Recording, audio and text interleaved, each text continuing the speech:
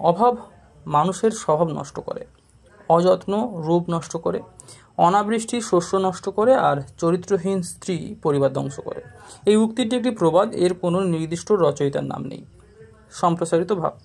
অভাব মানুষের জীবনে অনেক সমস্যা সৃষ্টি করে। অর্থ, সম্পদ বা প্রয়োজনীয় জিনিসের অভাব থাকলে অনেক সময় মানুষের স্বভাব বদলে যায়, সে নীতি নৈতিকতা ভুলে অনৈতিক কাজে লিপ্ত হতে পারে। দারিদ্র্য বা চাহিদার অভাব মানুষকে অসৎ পথে চালিত করতে বাধ্য করে, তাই বলা হয় অভাব স্বভাব নষ্ট করে। ঠিক তেমনই অযত্ন বা সঠিক পরিচর্যার অভাবে মানুষের শারীরিক সৌন্দর্য নষ্ট হয়।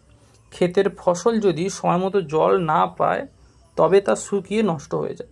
তদ্রূপ একটি পরিবার বা সমাজে যদি কোনো ব্যক্তি চরিত্রহীন হয় তবে তা গোটা পরিবেশকে নষ্ট করে দিতে পারে।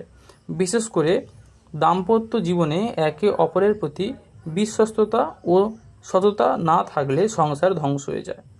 মন্তব্য: এই প্রবাদ আমাদের শেখায় যে জীবনের প্রতিটা ক্ষেত্রে যত্ন, সততা ও সংযম জরুরি।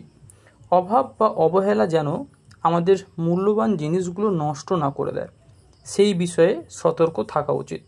সততা, পরিশ্রম ও যত্নই সুখী ও সুন্দর জীবনের চাবিকাঠি।